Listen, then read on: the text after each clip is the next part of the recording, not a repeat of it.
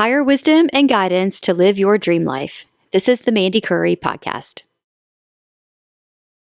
Hello and welcome to Podcast 8. Thank you so much for joining today. I am thrilled to share this podcast with you, and this is one that I've actually sat on for a little bit of time. It took me a little bit of time to have a bit of the courage to share this one, and not because it's anything deeply personal, but parts of it have some references that may not appeal to all. And so it took me a little while to share this, but it still feels like such an important message that I just wanted to get it out there. And I feel like with this time of year right now, this is a really important topic to really ensure that we are going into this new time, this new space, this new year, really having released a lot of the density that is holding us back.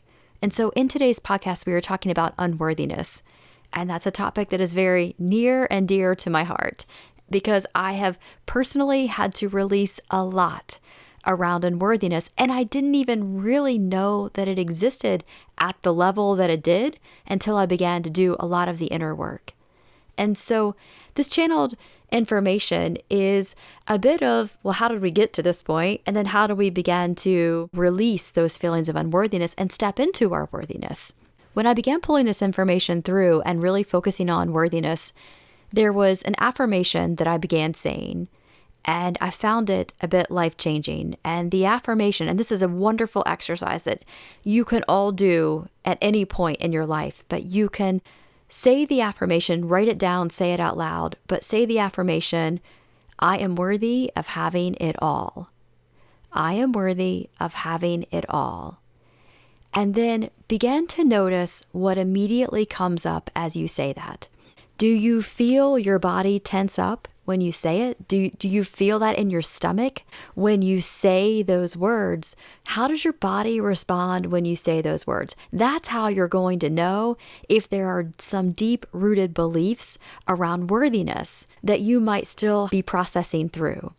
And so when I first began saying that, I found that my whole body tensed up and I could think of a million reasons, and I wrote them down why I wasn't worthy of having it all, because that's such a big, powerful affirmation. But as I began to really do the inner work around that, I began to see exactly all of the ways that I was holding myself back. And so after doing this exercise, after pulling through this channeled content and really beginning to set with that, I found that in just a couple of weeks, actually in just a couple of weeks from the time that this channeled recording came through and going through this work, that everything began to change. It was really rather quick, but it was also a lot of unworthiness that I still had to process through.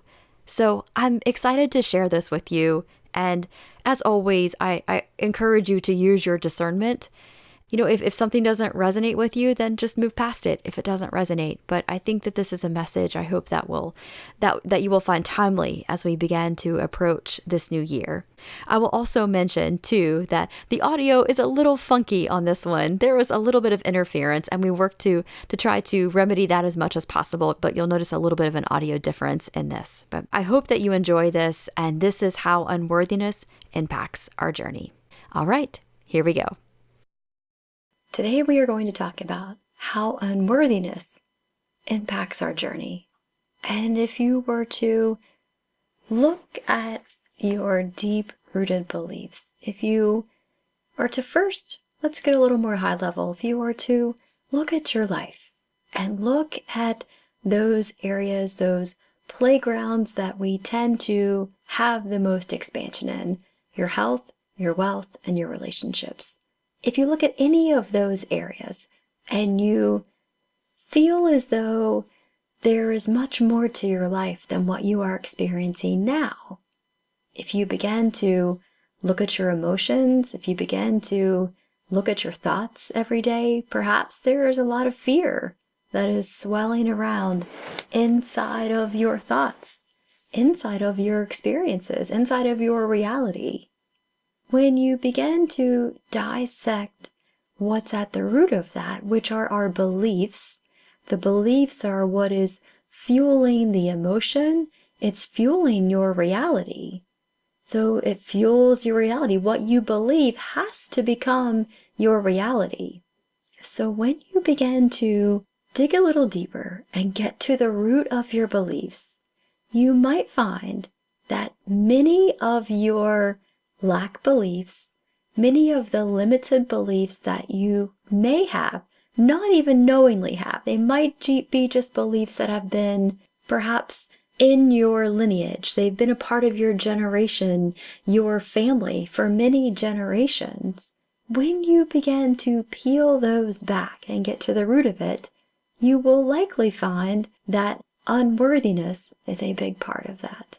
You will likely find that unworthiness is really at the root of all of this. And so the question is, well, how? What happened that we no longer see our worth? That we no longer feel our worth? What happened along the way that we lost that connection to ourselves and to our own self-worth? And you can look at a lot of ways that has happened, and it was never by design. You can even see the ways in which religion, which has the greatest intent, but you can even see the ways in which that has given us feelings of unworthiness, that we are not worthy of the Creator, that we are not worthy of heaven, that we are sinners and we are not worthy of God's love if we are sinners. You can see the ways that is fear, but at the deep-rooted part of that, it's an unworthiness. It is an unworthiness. And that is certainly not the way that it is intended, because God is love. And as you know, where there is love, there cannot be judgment. If there is judgment, there is not love. And God is love. So to say that we are sinners, or because we are sinners, we are not receiving God's love, well, that creates a lot of judgment, and we begin to feel the unworthiness. We begin to feel how we are unworthy of whom many call their Father. And that trickles down from that highest level, that begins to trickle down into our lives. And we begin to feel that. And that's trickled down many, many, many generations. There are other areas of our lives that also create feelings of unworthiness. You can see the ways in which hierarchy plays a role in organizations, and it places someone in a perceived higher position than another, and it creates feelings of unworthiness amongst employees. It's never intentional, it's never by design, but you can see the way that structures have been put in place that just fosters more unworthiness. And so as we begin to live life on the other side of lack and limitation and fear, a big part of that is beginning to pull back or strip down those layers of unworthiness that have been placed on us, that we have placed on us over time. And it was never our intent. It was never our intent. And all of this is a part of our greatest expansion. But once you begin to pull back the beliefs, and you can see the way the unworthiness has played a part in your life, you can see the unworthiness that plays out in relationships, perhaps desiring love in your life, but never feeling worthy of it, or desiring money in your life, but truly never quite feeling worthy of the abundance that is here for you, of the prosperity that is here for you, that is your birthright. All of the resources are here for you, everything that you need. We just sometimes feel the unworthiness of accepting and allowing and receiving it. So receiving and opening ourselves up to receive is a big step in that journey. Our unworthiness, those feelings of unworthiness, sometimes create a barrier to receiving everything that we desire in life. That's all that it is. It's just simply a barrier. And as we begin to slowly bring down the barrier, slowly bring down the wall, you're going to find that you are naturally bringing into your life everything that you desire. But unworthiness is one of the biggest walls that we put up around ourselves. So how do we begin to create worthiness? How do we begin to live a life where we feel worthy, where we feel worthy of receiving it all? And it goes back to your innocence. It goes back to seeing yourself through the eyes of God and through the eyes of the Creator, through the eyes of non-physical, through the eyes of all that is. It begins to see yourself in that way. Think about the conversation that you would have with your child. Would you want them to feel anything less than your unconditional love? Would you want them to feel anything less about themselves than the unconditional love that you feel for them?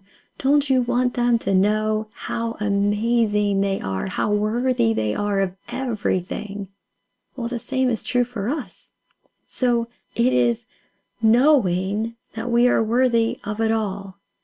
And then there are some concerns in even saying that, where it feels like we are coming from an ego place, where if we say we are worthy of it all, that we will sound conceited, and we will sound as if we are greedy, and that is a belief system.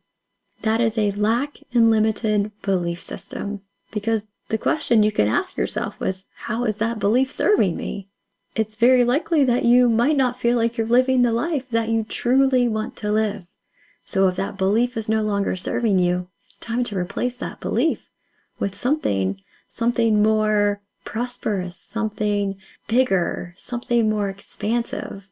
And so yes, you are worthy of it all. You are worthy of it all. All of the relationships, the perfect relationships, the perfect health, the abundant wealth. You are worthy of it all. As you begin to look at those areas of your life where you feel like limited beliefs might be pulling you back, when you really get down to the root of it, you will find that unworthiness. And that unworthiness plays itself out in a lot of ways. In relationships, it plays itself out in feelings of insecurity, in feelings of paranoia. It presents itself in the form of anxiety in certain situations because we feel like we're not good enough. If we just can step into the knowing that we are perfect, that we came here as perfect beings, that we are perfect in every way. When we realize that we, at the root of it all, are love and light. And we realize that sometimes we've just had a few blankets placed over the love and light that we are. And sometimes those blankets are very heavy, and they're very filled with beliefs of unworthiness. And that's all that it is. We're just simply pulling those blankets off and beginning to show the love and light and the perfection that we already are. We each came here with our own unique skills, our own unique characteristics.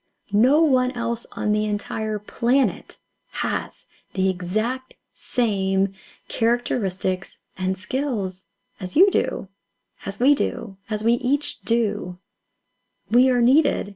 We are all needed here for the role that we play, that we each play in this process. Think of the world as one big puzzle. You are a very important piece of that puzzle because without you and without all that you bring in just your being, without you, the puzzle would not be complete. We all have that role to play. And so it's not about comparing yourselves to another. It's not about comparing yourselves to any other person in the journey. Every puzzle piece is different, right? But they all fit perfectly together. And as we begin to see ourselves in that, we begin to step into our worthiness. We begin to step into our worthiness and we open our arms to receive everything that is already here and ready for you. It's just lowering that barrier. It's just lowering that wall. And the more that you are aware of it, you'll find that that wall begins to lessen. It gets thinner. it gets shorter, you're able to get past that wall a lot quicker. And you'll find that your whole entire world opens up. The dream life that you want is here for you. Just have to step into your worthiness and be ready to receive it all.